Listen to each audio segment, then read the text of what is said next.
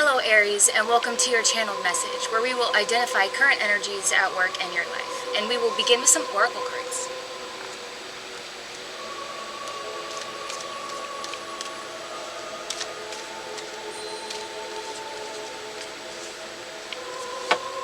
Opulence. It's time to lead. I get that you've been kind of stacking up on the life lessons, and maybe you've reached a stage where you've been learning and learning and learning. Kind of, you may even feel like, what am I going through all of this stuff for? And it's like, you're tap out, I'm done, you know. But there's a reason for all of that stuff, okay? Night wind, facing fear, subconscious release, and healing. So everything has been happening for a reason, and it's kind of like stepping into being a teacher, a guide, even a healer, okay? And you had to go through what you've been through so that you could understand and teach from a first-hand experience. You're not teaching based on what someone else went through. You're teaching based on what you've been through personally, from personal experience, okay? So, protection. Call back your power. Cut the cords. Soul retrieval. Anything that still feels like it's holding your energy, call it back, okay? Because it's time for you to step into the next phase, which is leadership. So, subconscious release, healing, cutting those cords, okay? So you have the Hierophant. The Hierophant speaks of tradition.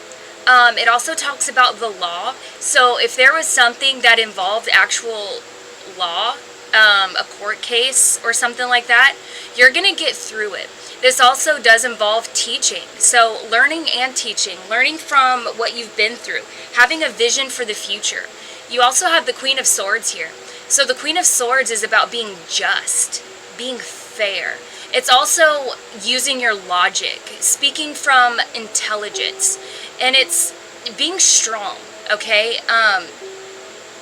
Using your principles, all right?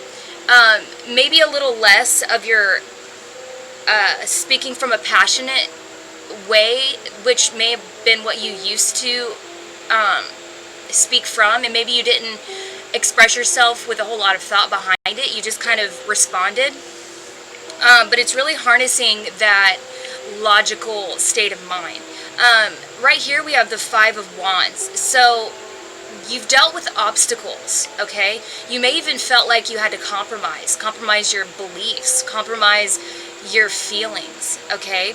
And you've moved past this. It may have even felt like people around you were fighting, or you had to fight to stay on top, okay?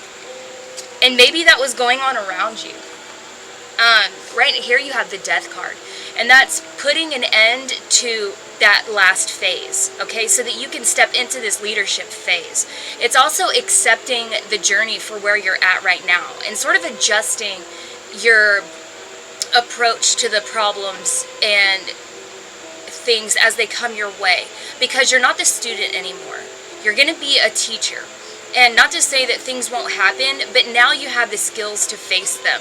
This is a transition, a rebirth, a renewal, and you're really going to feel that. Because when things happen to you, it's not that you won't need your guidance, but you're going to be approaching it from a state of you're using your intuition, okay? Because you'll have faced it before. And it's not that you're going to go through the same situation, but it's more of a sense of knowing and trusting your gut instincts. So truth, see your light, know your power, have the courage to walk your truth. Have faith in yourself and your ability to make decisions, okay?